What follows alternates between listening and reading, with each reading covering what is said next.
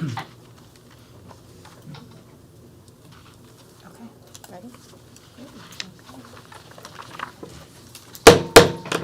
Good evening. I'd like to convene this Watertown Board of Education meeting, Monday, November 8th, 2021. The time is 7:30. I would ask that we would all rise, and Mr. Mikowski is going to lead us in the Pledge of Allegiance. I pledge allegiance to the flag of the United States of America and to the republic for which it stands, one nation, under God, indivisible, with liberty and justice for all. Before we move on to roll call, is there a motion to move item I, first round of public participation, up to G, just before our special guest presentation this evening? So moved. Second? I second. All in favor? Aye. Opposed? Abstentions? Okay, motion carries. I'm going to turn it over to Mrs. Davison for roll call. Ms. Palumbo? Here. Mr. Gonzalez? Here. Ms. Barresso? Here. Ms. Hosking? Here. Mr. McKeskey? Here. Ms. Rinaldi? Here. Ms. Eastman? Here. Mr. Malagrudi? Here. Ms. Lawton? Here. Mr. Davidson? Here. Thank you, Ms. Davidson. Moving on to item D, board members should have received the minutes from the regular meeting on October 25th, 2021 in their packets on Friday. Is there a motion to approve the minutes of regular Board of Education meeting on October 25th? Yes, Madam Chair. I move that the Board of Ed approve of the minutes from the October 25th, 2021 regular Board of Ed meeting as presented by Ms. Davidson. Thank you, Ms. Hosking. Is there a second? I second. Thank you. Any discussion? Any questions? All in favor? Aye. Opposed? Abstentions? Aye. Aye. 2, 3, so 4 abstentions. Motion carries. Turn it over to Mr. Davidson for our student rep. Thank you, Madam Chair. Good evening, everyone. At John Trumbull Primary School, we were so very excited to celebrate our October Gotcha Reward Day. Students were challenged to beat their September total of 10,230 gotchas. The final total was 10,520. We held a school-wide celebration of a dancing hallway where loud music was played in the main hallway, and when students got to this specific section, they had to dance. We also were thrilled to hold our Halloween parade this year.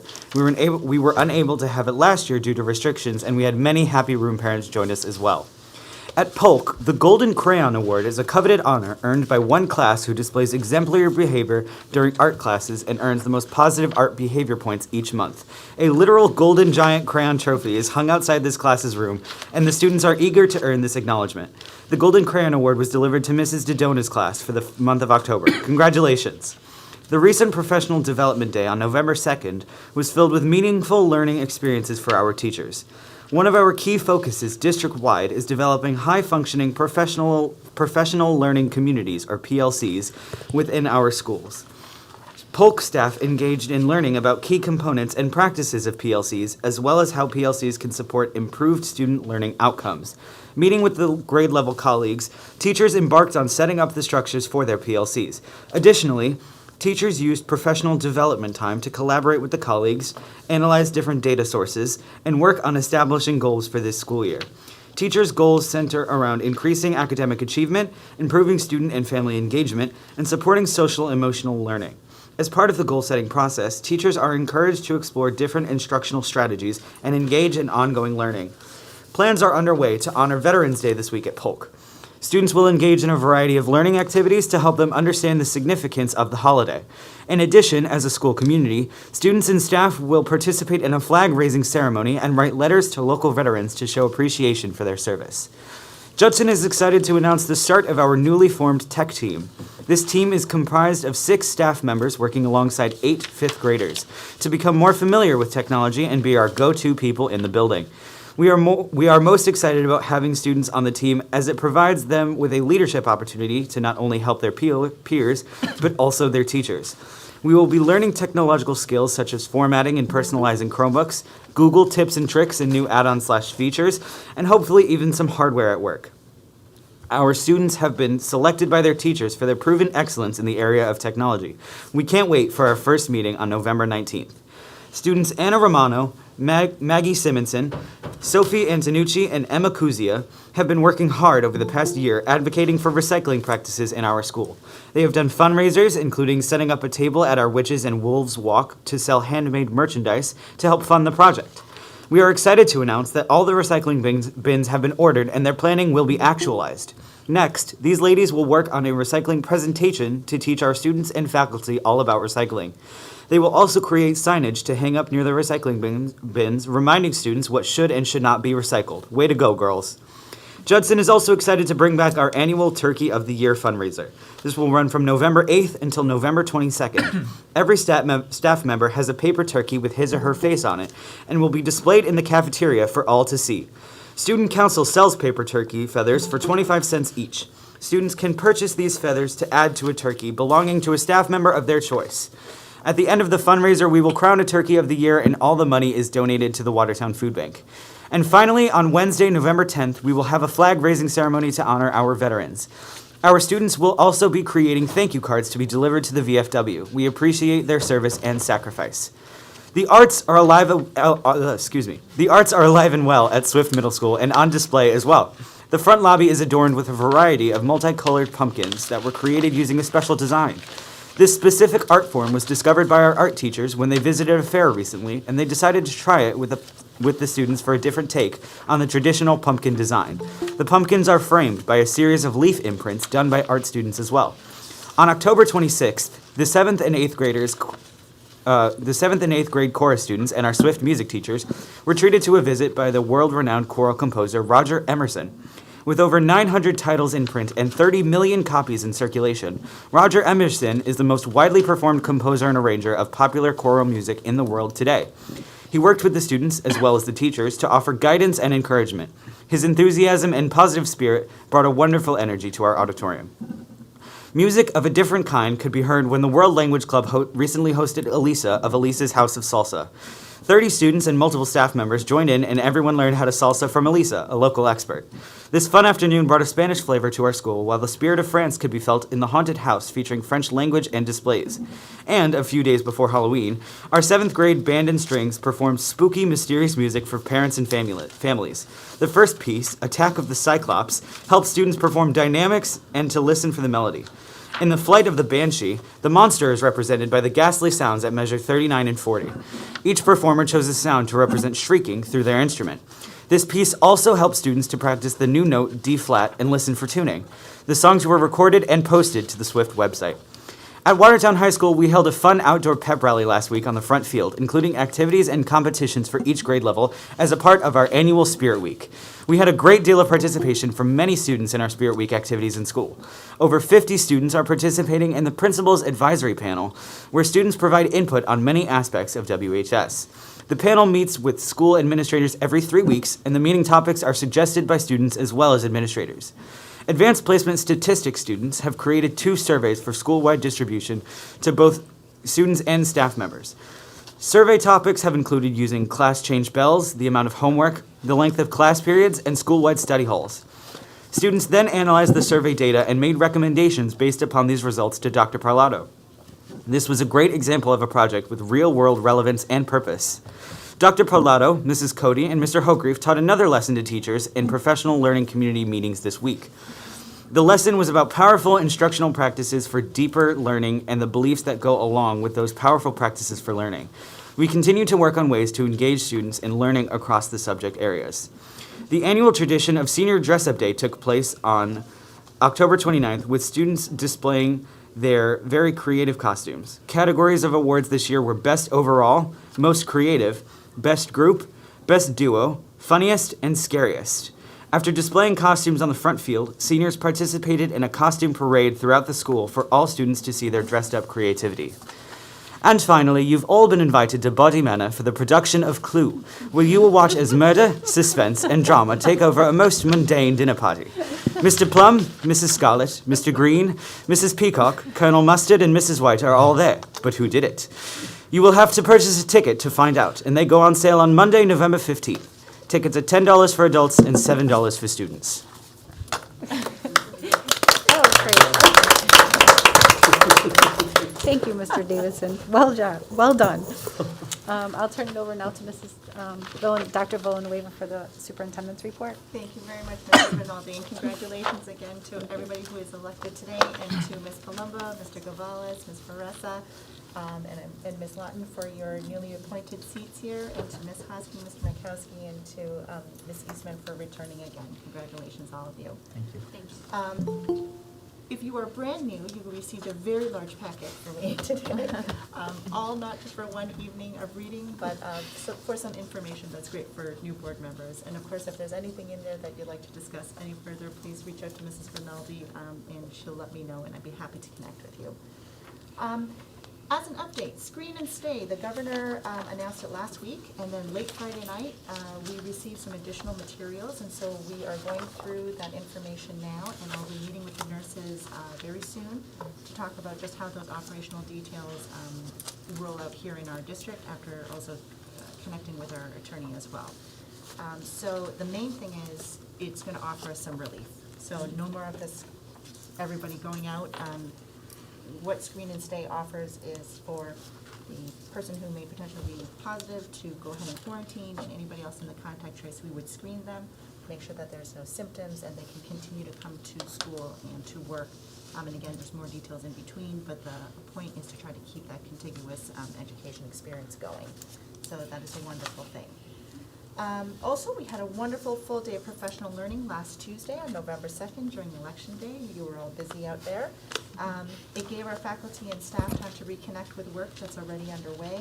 We enjoyed a few treats as prepared by our wonderful food services team. And our food services team even was in PD for the better half of the morning around any of the civil rights training and all of that kind of stuff. So it's wonderful to see Ms. Doring already in action. And as well, we got to hear from our guest speaker, who really spoke to why school districts and employees right now this year are experiencing varying emotions in comparison to last year. And, you know, full day PD takes many hands to organize and plan, so I want to thank Ms. Beckety, who's here, Ms. Doring, Mr. Turner, Mr. Fiella, Ms. Chauvel, and all of the administrators for organizing and executing a very successful day. The principals also do a lot to just plan time with their buildings. And then, just in partnership with our local health district, Torrington Area Health, and Hartford Healthcare, and Charlotte Hungerford, we finally have a vaccine clinic. It won't be on site here in Watertown, but for children 5 to 11, it's been organized for Saturday, November 13th, for first doses, and Saturday, December 4th for second doses. And vaccines will basically be provided from 12 to 4 p.m. And so I sent out an email today, but you can also go on our school website, our district website, and you can book an appointment. I will continue to reach out to our local pediatricians' offices to see if we can also host something here on site. But so far, it looks like the state is grabbing up all the pediatricians' office and trying to do the local area clinics. All right, so that is my update for tonight. Thank you. Thank you. Okay, moving on to our first round of public participation. Any members of the public who would, any members of the present public, I'm sorry, who wish to speak to the board this evening should clearly state their full name and address. You'll have 3 minutes to make a comment. We will begin with those who are present today, and please approach the podium if you would like to make a comment. Good evening. My name is Eric Wozniak. I live on Oak Drive. I would first like to congratulate everybody who obtained a seat on the Board of Ed, especially Ms. Palumbo, Mr. Gonzalez, and Ms. Faressa. I know you guys will do great. All right, so here I have in front of me from the DPH, Department of Public Health, how to host a clinic. My biggest worry right now is bringing a clinic onto school grounds. And now I'm reading, you do not need consent. This worries me greatly. My 6-year-old is at John Trumbull, as you all probably know. When and if you do bring a clinic onto school grounds for a vaccination that you could easily obtain at a hospital or your doctor's office, my daughter will not be in school. I know many parents and I are very worried about bringing these clinics onto school grounds, especially for our young children. So I greatly ask you, if you choose to do a clinic, to please do it after hours, not during school hours or on the weekends, so we don't have to worry about our children, because in other states and districts that kids have been getting this COVID-19 vaccine without parental consent. So this is a very I will be keeping her home any day that there will be a clinic. I Just- do have a piece of paper on file, refusal of school-administered immunizations. So I would just like to ask you, please, if you choose to do a clinic, just not on school grounds during school hours. Just to clarify, I know Dr. Villanueva will reach out to you, but it won't be during school hours. Okay. It won't be during school hours, correct? So we've had, just as a point of clarification, thank you, Ms. Rinaldi, so we've had 2 clinics already on school grounds, but the main point here is that consent is mandatory to any student who is under the age of 18. And also for our students who are between 5 and 11 years You need a old, parent with not them. only do they need consent, but the parent has to be physically present. Okay, so when they do come to SWIFT, like say the child does get vaccinated at SWIFT, the parent must be present with that child? That is correct, but at this time, we are not administering any 5 to 11 vaccines on district. Okay, and will you send out an email? Absolutely, but at this point, all 5 to 11s are going through the Charlotte Hungerford, I'm saying it right, clinic at Torrington Area Health. And we will be informed or if that changes? 100%, and as of now, and I don't see it going away, anybody 5 to 11 has to have not only a parent with them, but have a signed consent with them. All right, thank you very much. Thank you. Thank you. Any other?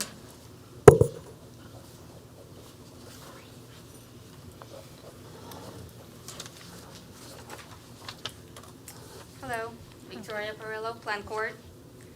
On November 2nd, the Pfizer COVID-19 vaccine was approved for children ages 5 to 11. We all knew it was coming, and we all know what this means now, is that sooner or later, this vaccine will be required to attend schools. We're fortunate, especially in the U.S., to have access to vaccines against polio and other very scary viruses and diseases, and now even COVID vaccine for anyone who wants them. Science, however, has shown that even though COVID vaccine does bring down the risk of severity and hospitalizations and death for populations with comorbidities, fortunately, based on statistics, children have almost zero risk of dying from COVID and typically do not get very sick. This vaccine also does not prevent kids or adults from getting COVID or from passing it on to others, based on science. Connecticut Department of Public Health and Connecticut Department of Education already marked COVID vaccine approval for ages 5 to 11 a major milestone in the ongoing efforts to ensure that schools remain open and safe. When I think of last year and the beginning of this school year, schools are fairly safe for kids in terms of COVID, if you look at statistics. And I haven't read anything where a student got a teacher sick with COVID and that teacher died from COVID. And we had no COVID vaccines this whole time for kids. I have read the Vax to School CT, a toolkit for Connecticut schools districts from the Department of Public Health and Connecticut Department of Education, updated just now, this month. I rarely get shocked by anything I read anymore, but there was a statement in this document which said, and I quote, "Most vaccine providers will recommend but not require that a parent or responsible adult accompany children 5 to 11 to their COVID-19 vaccines," end quote. I hope when you guys read or hear this, your heart skips a beat just as mine did. Vaccine providers recommend but not require that a parent accompany their child to their COVID shot. That a signed consent form could be all that is needed for a child to receive COVID vaccine. There are so many questions that I can think of in this situation. A few main ones are, how would one know if the signature on the consent form is actually that of a parent? Or how do you prevent human error, where a child might not even have a parent consent at all? I hope everyone reads this Vax to School CT document. It can be found on portal.ct.gov to see how condescending Connecticut DPH views the parents and what will soon be coming to our schools, including numerous ways to educate us uneducated on the wonders of this particular vaccine. They even allow the use of ESSER funding to be used for COVID-related incentives for the kids to get the shot. This is not a joke. Is there really a thought that us parents will sell out our kids for, and I quote, stickers, temporary tattoos, and school spirit gear, end quote? If we do not believe that our kids need a vaccine from a virus that poses little to no risk to them. Some parents, myself included, might have gone along with the symbolic school mask requirement, even though we're completely against masking, as statistics show that cloth masks provide no protection from COVID. However, many parents will absolutely not go along with this unnecessary COVID shot. for kids. If there was ever a hard line to draw, this is it. It is our responsibility as parents to make decisions, including medical decisions, for our children, not the Board of Education or Department of Public Health or Department of Education, not the state, not the federal government, us, parents. Thank you. Thank you. Anybody else from the audience today wish to speak? Seeing none, virtually, is there anybody virtually who would like to speak? You could just unmute yourself. No? Okay. All right, seeing none, we'll move on to item H, our virtual presentation, special education law in the public schools. Are we on?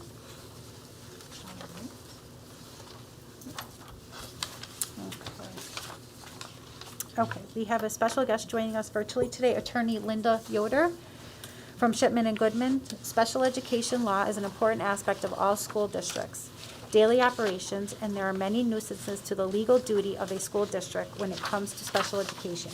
Tonight's workshop will give new Board of Education members and members of the public an opportunity to refresh or learn for the first time about the nuts and bolts of special education and special education law in Connecticut public schools. Attorney Yoder, thank you for being with us tonight. So what we'll do is we'll have, if we have any questions, we'll do them at the end, if that's okay with everyone? Okay. All right. I'm going to turn it over to you, Attorney Yoder. Can you hear? She's muted. Hello, everyone. Good evening. Hi. And I'm just making sure that I can figure out how to work this PowerPoint, and I've got people who have promised to help me if I can. So thank you. I am going to give you an overview of special education, some terms, some definitions, the different laws for board members. This is a really high-level overview. Anybody who works regularly with special education law will say, well, she's not giving you all the detail, and that is correct, because our goal is to do this in half an hour, and almost every section of this presentation was designed originally to be given over 2 to 3 hours per topic. So we are really going to give you the master's level condensed course. So I want to, and this is where I am not figuring out how to move my slides. So I don't know if there's someone that can help me with that. Yep, Linda will get Ms. Yoder, just hit from beginning. Yeah, I'm clicking, okay. And then But you'll be it's able to not- use your arrows on your screen or on your keyboard. Yeah, it's not, it is unfortunately not moving. No problem. So Ms. Yoder, what we'll have is Mr. Turner put up the PowerPoint on our end, and then I'll click through. So you can just say next every time you're ready to go. Okay. All right, we're ready to go. We can see the first title page. Okay, so is there a way that I can see what you're seeing?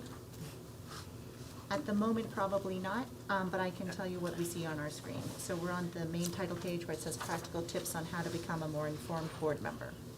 Okay, so I am just going to need to, again, get rid of my screen and stop presenting, obviously, and move to where I can, okay, stop presenting, and then I am going to shift to my copy of my PowerPoint, if I can figure out how to do that in a minute.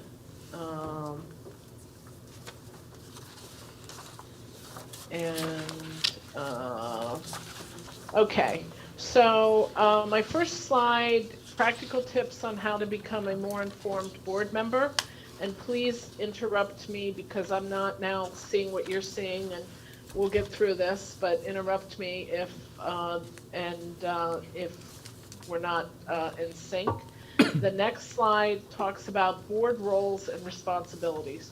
So what I really wanted to focus on a little bit is why you as board members, we can go to the next slide, need to know about these laws that we're going to talk about tonight. As a board member, you are an agent of the state of Connecticut. You're a policymaker for the school district. And you act at a very high level, saying what the policy should be, but the superintendent works as the chief executive officer for the school to implement these policies on a day-to-day basis. Because plainly, there just wouldn't be enough time for you to have all the information to be actually managing and running all these different schools on a day-to-day basis. So the next slide is, why does a board member need to understand the laws that we're going to talk about tonight? Again, the board makes policy, the board makes budget decisions that affect school programs and staffing. So if you have some idea of how this trickles down, that will certainly help you as a board member. You need to understand where students, parents, staff, and community, what their concerns are, what their needs are, how the decisions you're making affect them in a real life, everyday basis. The board makes expulsion decisions. Often a board will sit as a kind of a court, a judicial panel, where you're going to make decisions. This is something the board can delegate to an expulsion hearing officer, but when a decision is being made about whether a student can attend school or not, as you'll see a little bit later, whether that student has special needs can be a factor that you have to consider. What do you need to be careful of in listening to this presentation tonight? You act as a board and do not act as individuals with regard to board decisions. So sometimes you're going to agree with what the board decision is, and sometimes you may disagree or dissent from what the board decision is. But you really act as a board, and you work to reach consensus, and you make your decisions as a board. So what is not appropriate is for an individual board member to go out and perhaps investigate a claim of an individual parent that I'm not liking the way special services are being provided to my child, or a teacher who says I don't like the way a child is behaving in my classroom. Because, again, as you'll see later, you only get partial information. You are not going to be privy to all of the information that the individuals at the school level have. And you may be a decision maker if something comes to the board where you're acting on one of these judicial capacities, such as expulsion.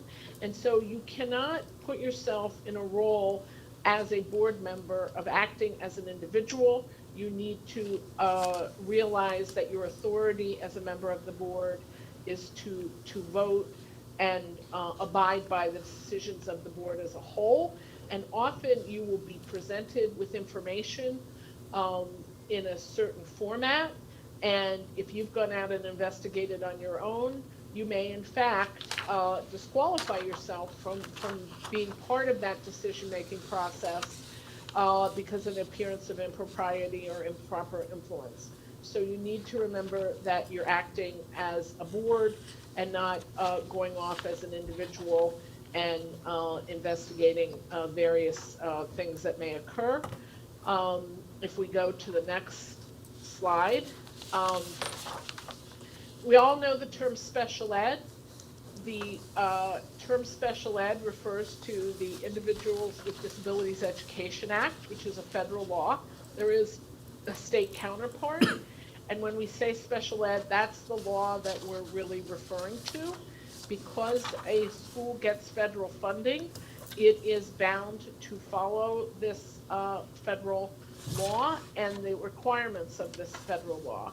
There is also another law called Section 504, and its counterpart, the Americans with Disabilities Act. The Americans with Disabilities Act applies to private companies like Shipman and Goodwin. Section 504 applies to any entity that gets federal funds, like a school. The ADA also applies to schools, but because the two statutes pretty much overlap, if you know 504, what you need to know about 504, you're going to be fine under the Americans with Disabilities Act. So the next slide, the IDEA, it's a funding statute. To be eligible, students must fit into one of several categories of disabilities. These are defined by the law and not necessarily by common sense. So when we're identifying someone under the IDEA, what we look to is the statutory definition, which may be different than someone's understanding under just a common sense application of the term. So that's important to know, because someone may think, well, my doctor said I have this condition. Doctors use what's called the DSM, or the Diagnostic Statistical Manual. That may be a different definition than what the school has to use under the IDEA. What is different about the IDEA and Section 504? Section 504 also protects students, adults, staff with disabilities from discrimination. It's a civil rights statute. It prohibits discrimination. It does not entitle you to the same services as the special ed laws do, and we'll go into that a little more in a minute. It basically protects you from being discriminated against. So if someone comes to the school, for example, and says, I would like to play in the football team, and perhaps because of a disease, they've lost one kidney and they only have one kidney, the school can't decide for them, oh, you can't play football because we're going to protect you because we're worried about your health. They have to look at it as a discrimination issue. Is this disability of having this injury something that we can use to prohibit someone from participating, or are we discriminating against them by saying they can't participate? So it's a discrimination statute, just like we don't discriminate based on sex or gender or national origin. We don't discriminate against individuals because of disabilities. If you qualify for services as a special ed student, you are identified as having a disability and you are protected by Section 504. If we follow the rules of the IDEA, that's known as a safe harbor. We are then protected under Section 504. Section 504 and IDEA, as I just said, next slide, overlap with respect to students with disabilities. Under the IDEA, you'll hear the term all the time, FAPE. FAPE means free appropriate public education, and again, this is a term that's defined under the law. 504 is broader in scope. You do not have to have one of the defined disabilities. It is simply a physical or mental impairment that substantially limits one or more major life activities. It's a very broad coverage. So if I'm covered under the IDA, I'm covered under 504. I may have reversed that earlier. But if I'm covered under 504, I might not necessarily be covered under the IDEA. Next slide. The framework of the IDEA. Next slide. There's a lot of components to the special education process. First, as a school, we have what's called Child Find. We want to identify every child who needs special services. I am told that in your district of about 2,600 students, you have about 430 students who are receiving some kind of special education or special services. That's a lot of students. This is not just something that affects only a very small number of students. When we reach out through Child Find to see if someone needs some extra help, they're not going to learn in the traditional way. We need to provide them something different. We, as a school, must do an evaluation. We bring in experts, and you have a tremendous staff of experts working at your school who have had specialized training in speech and language, teaching reading, occupational therapy, physical therapy, counseling and mental health issues. This group of people will work to evaluate a student to see if they have special needs. Then there's a meeting to determine if they're eligible based on these evaluations. No one evaluation is enough. You look at both your evaluations and you have input from the teachers, the family, others who work with the child to determine if they're eligible. Then we look at if they are eligible, what kind of program would we provide? That is called an IEP, an individual education program, and there is a very dense form that we have to fill out, and it's something that the state requires us to fill out, saying how is this student's program in school different from that of a non-special ed student. So a non-special ed student, we do a tremendous amount of work on building a curriculum. How are we going to teach our children to read? But there are some children who, no matter what we do with all these curriculum pieces that we put together, they're not going to learn to read. They need something different, something special, something individualized for them. That is what this plan describes. What is the school going to do for them? And then when we get our plan, we decide how that plan is going to be delivered, anywhere from the regular classroom to a specialized classroom or specialized program. That is called the placement. And we're always looking to keep every student in the regular classroom as much as possible, as much as they are able with support services to learn in that environment, and that is called LRE. So you don't have to memorize all these terms, but you are going to become familiar with them being on the board, and there are many resources that you can look to. I know when I first started doing this area of law, I was mixing up all the terms. I was getting them all wrong. People were very patient with me.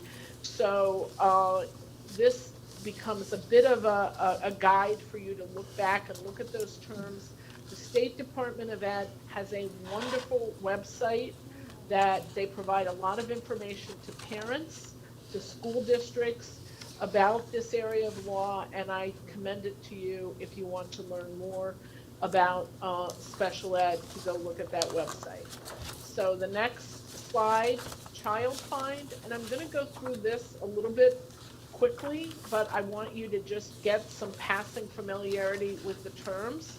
So the next slide is, there is a Connecticut regulation that says for any child in your school system who's been suspended repeatedly, so they're not in class, they're being suspended for a behavior, whose behavior, attendance, truant behavior, progress in school is considered unsatisfactory or even marginal, we refer them to a PPT. A PPT is the meeting where individuals from the school and the family come together and say, why is Linda not succeeding in school, either discipline-wise or attendance-wise, or making good progress? And so you bring this team together to determine if there's something more we can do for Linda. That's the individual in the IEP. I may be referred, and they may say, Linda doesn't have a disability. Maybe something is going on in her life at this moment. She's just recently moved. Her parents ill. Her parents are going through a divorce. Something's happening that's throwing her off track. It brings this group together to help decide what kind of supports we can provide to Linda to help her progress appropriately in school. So this is a really wide-ranging review for a lot of students who go through this process where we're just taking an extra look at, do they need some extra help? Not every student that goes through this process is going to be found to have a disability. So the next slide, eligibility, is we do an evaluation and we determine if there is a disability under the definition in the statute, and we'll go to the next slide, which talks about very specific categories of who is eligible for these special services. There is an other health impairment category that's kind of a catch-all. You may have an allergy and need some special services because of that. You may have migraine headaches. The most common area is attention deficit disorder under other health impairment. But there is this catch-all category of, again, if I have a disability and I can't progress in school without some extra supports, some counseling, some physical therapy, some speech services, or some specialized instruction from a teacher, then I'm going to qualify to get an individual education plan to provide me with those services. Next slide. Who is eligible in terms of scope? The scope is very wide-ranging, from the age of 3 to the date of my 22nd birthday. I could be potentially eligible for educational services. If I can attain and graduate with a regular education diploma, my eligibility for services will end. But some students, because of their disability, cannot attain a regular education diploma, or they need some more services to go on post-high school, and those are called transition services. We, in the past, budgeted for, and this is why I'm raising this slide, we budgeted students to the year they turned 21. A federal court decided, and this is binding on us because the highest court that it went to, which is the Second Circuit, said no, under the federal law, we have to do it to age 22. We have not historically provided services to that age. It is probably, out of your 430 students, the number of students who might fall into this category is a very small number, maybe 5, maybe 10. It's not going to be 430. But because we now have, for some, almost 11 months of additional services that we need to provide, this is going to be affecting school budgets in terms of what we must now pay for as a school. And it's going to also affect what kind of programming we need as a school as we serve potentially this older population. Evaluations. If we could go to the next slide, what is an evaluation? It's often standardized tests, but it's also observation and working with the child over time to see how they learn, and it's very heavily regulated. Next slide. What is the purpose of an evaluation? To determine your eligibility. Do you qualify for some kind of individual or extra or special services? And to assist the team that gets together, this PPT team that gets together to decide what you as an individual student need, what those services will be. So next slide, FAPE. This is a word that you will hear a lot in the special education context. Again, free appropriate public education in the LRE, least restrictive environment. What that means is we cannot charge parents for the cost of providing these services that their child needs. We don't charge students who are not special ed for the services they need. Now, again, if we have some kind of special program that we're saying anybody who participates in this perhaps extracurricular activity needs to pay $10 for materials. A special education student would also be paying $10 for those materials.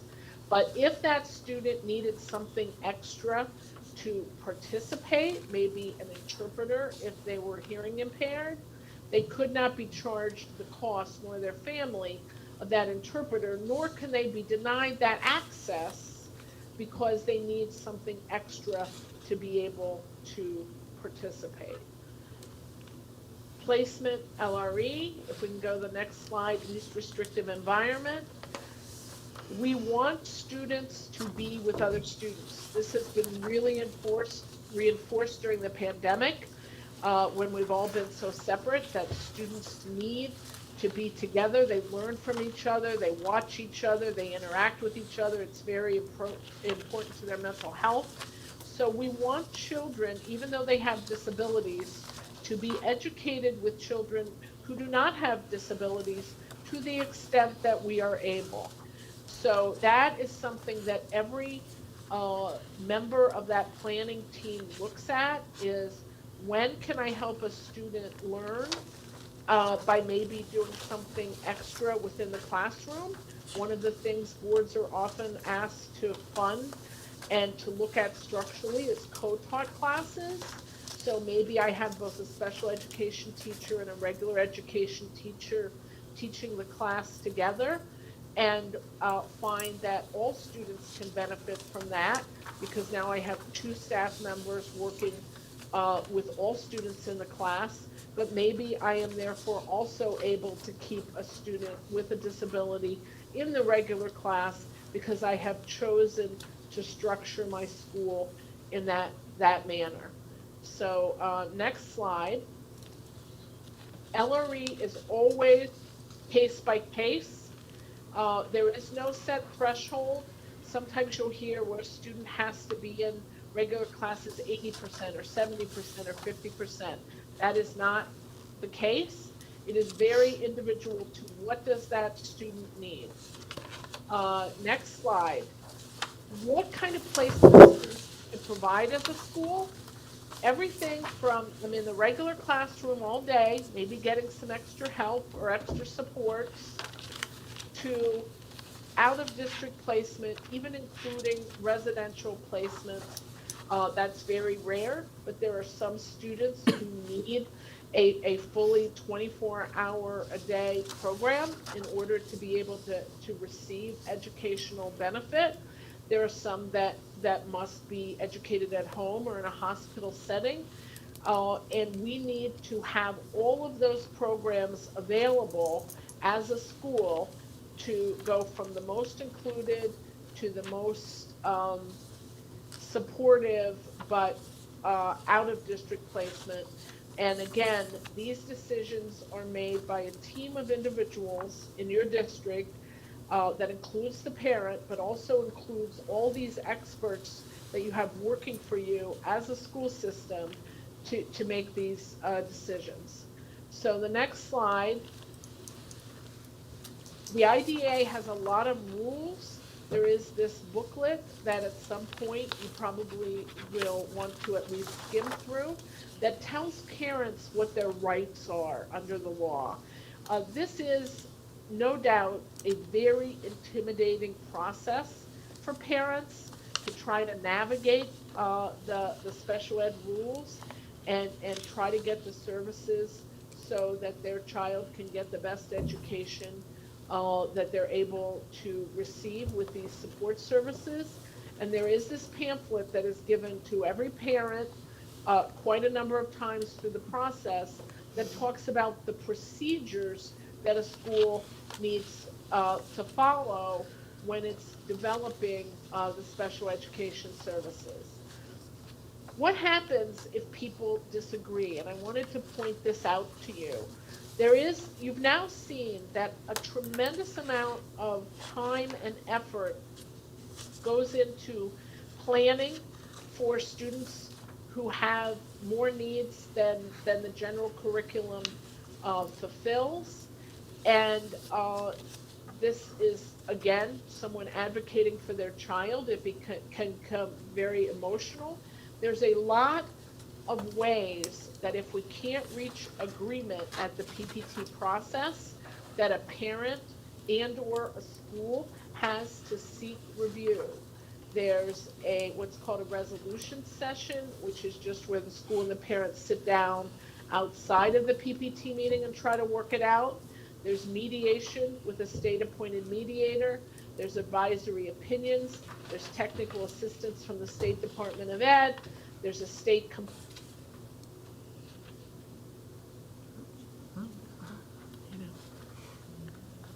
Attorney Yoder, we lost you.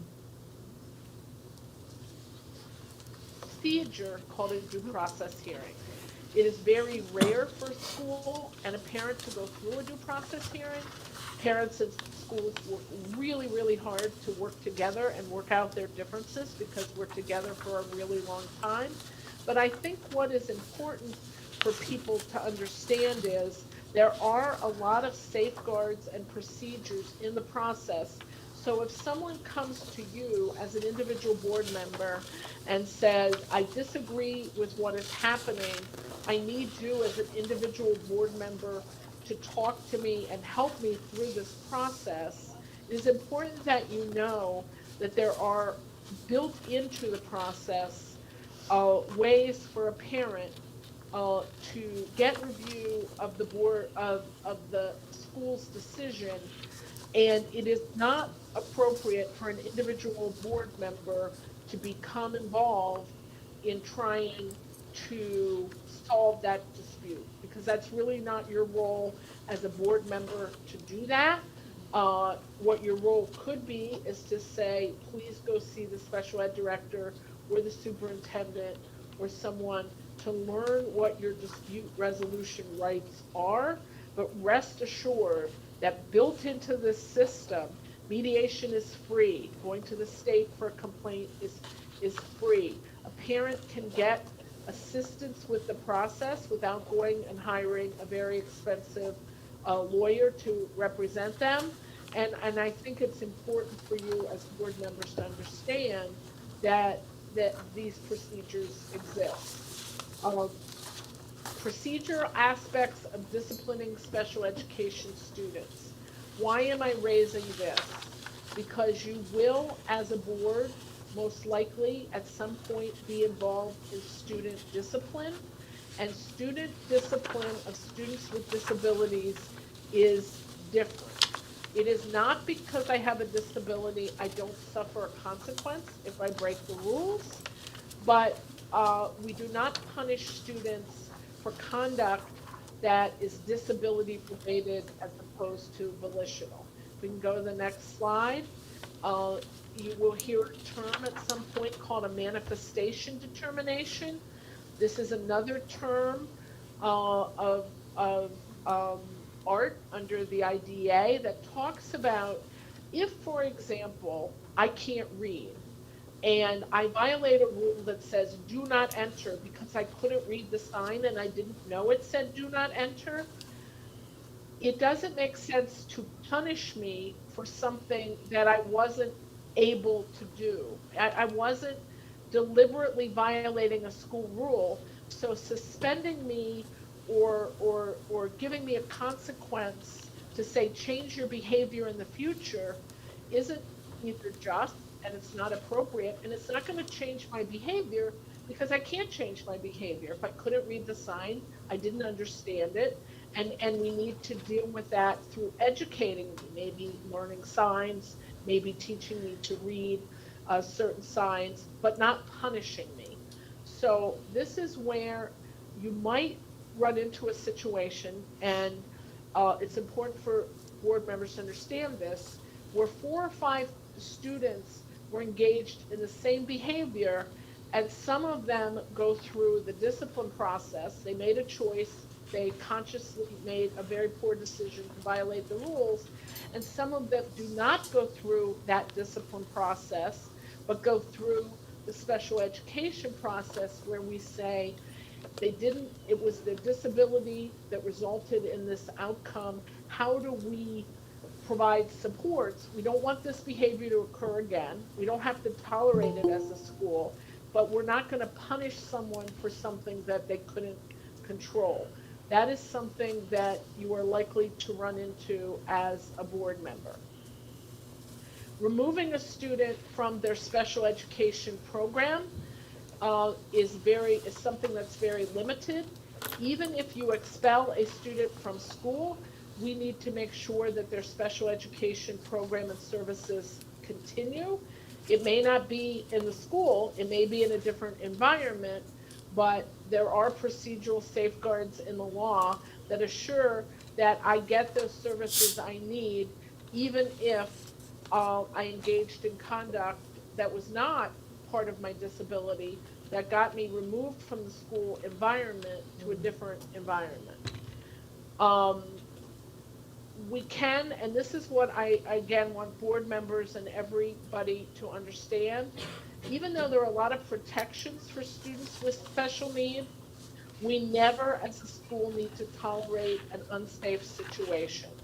There are many, many procedures in the law that provide for us as a school to remove a student from the school environment if there is a safety concern. So no one should be afraid of the special education laws, fearing that following these laws is going to create an unsafe situation in the school. There are many, many things a school can do to protect a student's right to special ed and to access to a school without having to tolerate an unsafe situation. There's another law that I want to go over quickly called FERPA.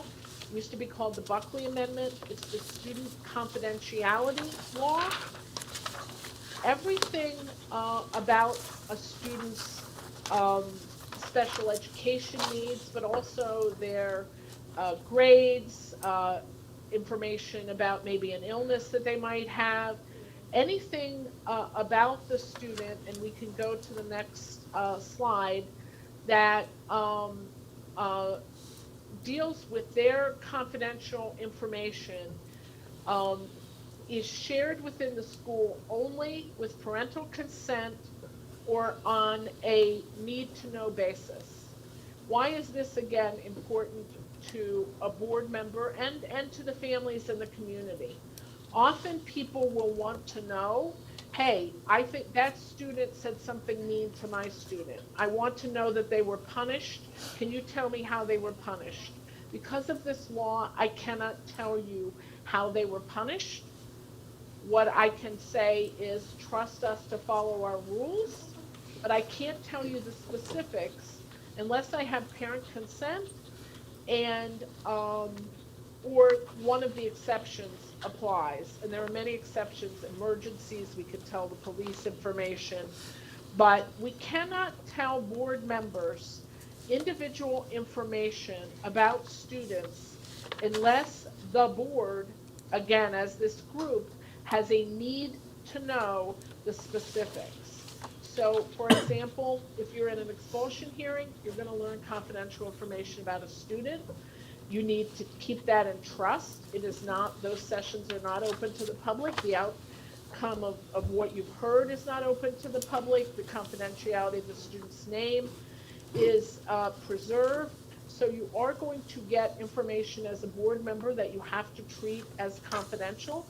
And special education status is one of those very, very highly confidential pieces of information. But it's also the case that a parent may come to you and say, I don't think my child is getting appropriate services, and you may go to a teacher or principal, you say, I'm here to help this parent, I want to know details about this child. You are not going to be provided that information because, again, as an individual board member, going out and investigating these kinds of issues is beyond your role. And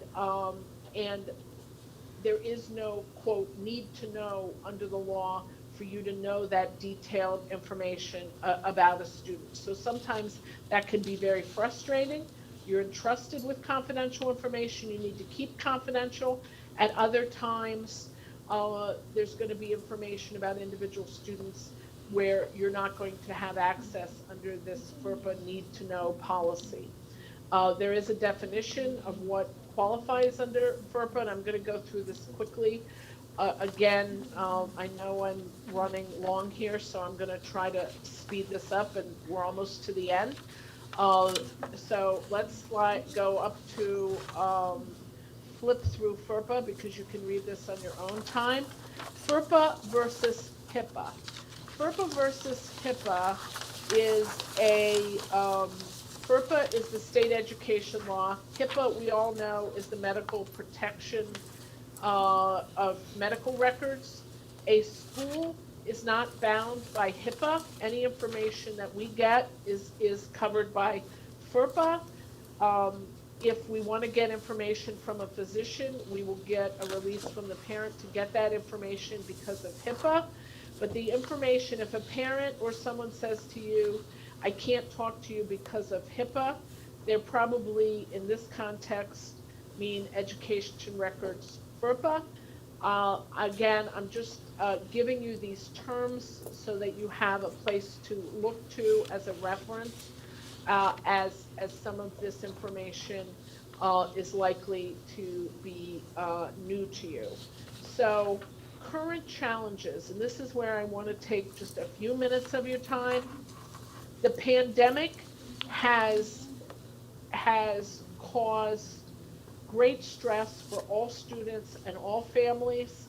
It is particularly tough in students with special needs because many of them have not been able to get their full services provided with the restrictions that have placed upon us with the pandemic.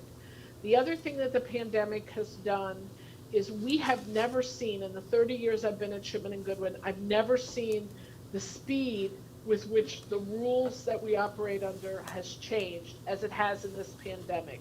Your teaching staff, your administrators have been under tremendous stress to try to keep up with what was the rule yesterday is not the rule today. We have sometimes put out a client alert saying there's a change in the law, and before we can even get it out the door, the law has changed again. So current challenges for board members and staff are just keeping up with the tremendous stress and changes caused by the pandemic. Mental health issues, an enormous problem for schools, particularly exacerbated by the pandemic. Bullying, often students with special needs will be particular targets of bullying, so that is a challenge for schools to address. Staffing, I think it's been referred to as the Great Resignation. People are leaving their jobs in droves. We cannot find the qualified staff that we need to provide the services as a school that we're trying to provide. Tremendous challenge for you as a board and as a school system to find and retain really qualified staff to meet the needs of all the students, and in addition, the special needs students. Children with serious special medical needs may be attending school with a nurse or even two nurses. 10, 20, 30 years ago, we didn't as a school have to worry about this, but as medical science advances, we are seeing more and more children able to attend school with serious medical needs. That also causes us as a school and a board to have to face particular challenges. Coordination with other agencies like the Department of Mental Health or the Department of Developmental Services, so that we could provide unified services. We provide educational services. Other groups provide services outside of the school. We need to coordinate with them. That presents tremendous challenges. And then the last one, your school budget, the cost of providing these services and balancing it with other services that you want to provide as a school is a great challenge. You're often asked, and this is where you as a board member will really be asked, perhaps to develop a special reading program that will allow you to serve a certain number of students in the district rather than sending them outside to a specialized school. Those are things that you will be asked to consider at the board level, not at the individual student level, but at the board level. What kind of programs do I want to provide? What kind of staff do I need to hire? And having a basic understanding of the population that you're trying to serve and what their needs are is something that you're going to be working with your superintendent and your special services staff to learn more about.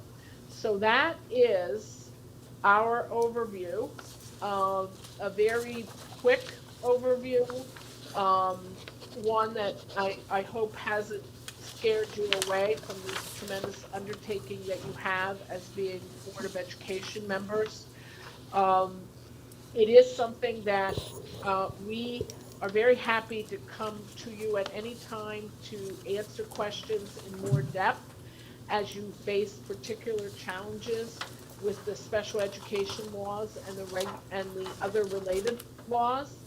And with that, I'm going to stop, and I appreciate your time, and I did run a bit over the 30 minutes I was trying to keep this to. I don't know if there are any questions that I can answer, but again, any time that we can come and talk to you more about these terms and these laws and these areas, we're happy to do that. Thank you, Attorney Yoder. Do any board members have any questions at this time? If it's, Mr. Makowski? Thank you, Madam Chair. Hi, Attorney Yoder. This is Rob Minkowski. Thank you so much for all the information. I can certainly see how this could be a week-long session to get through everything. I just have one quick question. So for FAPE, if I understood you correctly, that falls under both state of Connecticut as well as federal regulations? Yes, there is a state counterpart that in almost every area is there to implement the federal law. It doesn't go beyond the federal law. There are a few areas of state law where we provide more protections than the federal law provides. But when we talk to schools about special ed, we're really usually combining both the federal law and the state law. Great, thank you. And if I can just ask, I'll ask Yes, something. go ahead. I just wanted to thank you, Attorney Yoder. I know that oftentimes we only hear about the attorney with special education when it's a really tough situation.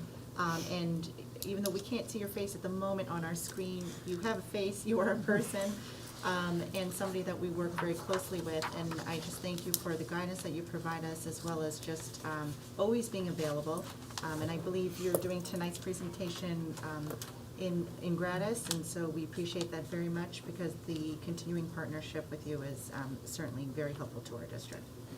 Yes, we appreciate that, and this is something that we do try. Again, if you have the time and interest in learning about, more about these statutes and outside of a particular piece of legal advice on a particular case, we are happy to come and present as part of our just continuing relationship with you at no charge. I think this is really an important time for us to try to spend together, because there is a lot in this area to learn, and we're happy to work with you to help give you the information you need to do that.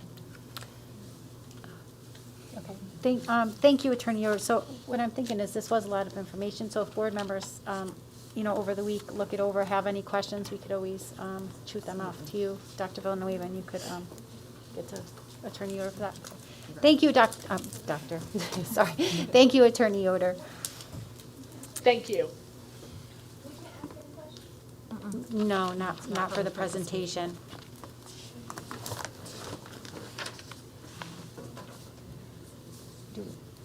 No.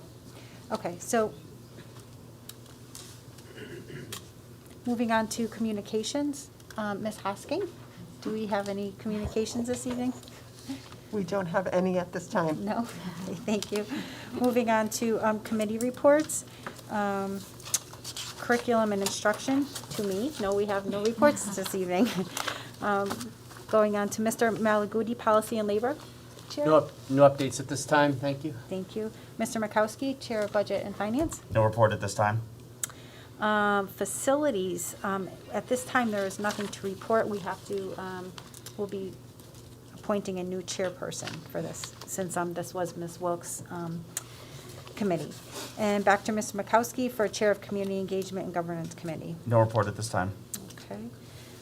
Item K, report from board chair. I actually don't have anything formal tonight. But I do just want to congratulate and welcome all the new members and the returning members. And I know I think I could speak for everyone when we say we look forward to collaborating together with you, Dr. Villanueva, as well as staff and administrators to continue all the work that we've been doing. So we look forward to all that. Okay, action items. On to L. Do you want to talk about this first, or Sure, if you'd like me to. So one of our first action items, L, is the consideration to approve of the change of names in Watertown Public Schools Child Nutrition Program account. And that's as we have Ms. Kashuba coming on board here. We are doing all the signatory changeovers.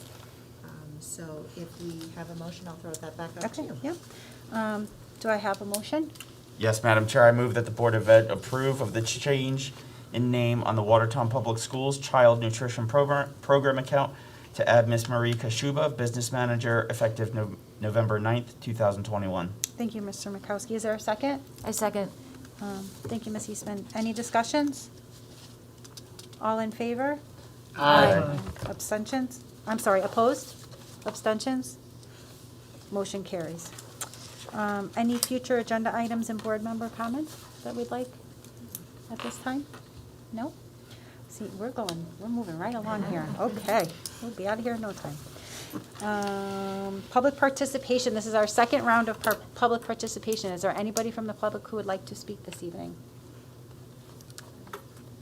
Anyone? Is the lawyer still there?